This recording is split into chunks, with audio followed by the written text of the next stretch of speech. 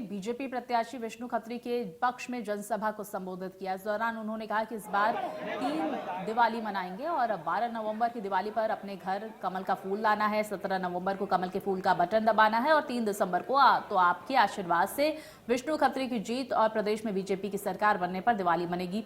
इसके बाद 22 जनवरी को रामलला के विराजमान होने पर दिवाली मनाएंगे। वहीं कांग्रेस पर निशाना साधते हुए उन्होंने कहा कि राहुल बाबा कहते थे कि बीजेपी सरकार मंदिर नहीं वहीं बनाएगी पर तारीख नहीं बताएगी। अब राहुल बाबा मंदिर में रामलला के विराजने की तारीख तय हो गई है। उन्होंने कहा कि हम लोकसभा में बहुमत में थे लेकिन राज्यसभा में बहुमत नहीं था। इसके बाद भी 2019 में जैसे ही हम राज्यसभा में बहुमत में आए, सबसे पहले धारा 370 हटाई। उन्होंने कहा कि डबल इंजन की सरकार ने मध्य प्रदेश में जो विकास किया है वो किसी से छिपा नहीं है।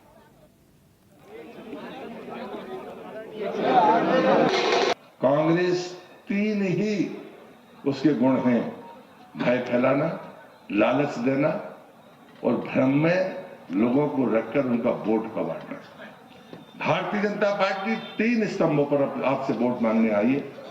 गरीब कल्याण का हमारा संकल्प है। कुछ चीजें मैंने आपको बताने की कोशिश की है। महिला स्वाभिमान और सम्मान का संकल्प है हमारा। और तीसरा है, आने वाले 25 साल में हम भारत को नंबर 1 देश दुनिया में देखना चाहते हैं और मध्य प्रदेश को देश में नंबर 1 का राज्य देखना चाहते हैं। मित्रों, इस प्रदेश के अंदर जो भारतीय जनता पार्टी ने किया है वो कांग्रेस कभी नहीं कर सकती।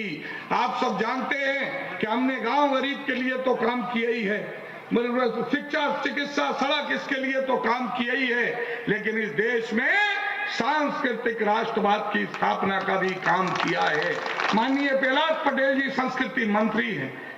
हमने यहाँ इस देश के अंदर जो है आज प्रभु श्री राम की जन्मभूमि पर यदि 500 साल बाद भव्य मंदिर निर्माण यदि हुआ है तो इस विचारधारा के कारण मार्ग प्रशस्त हुआ है।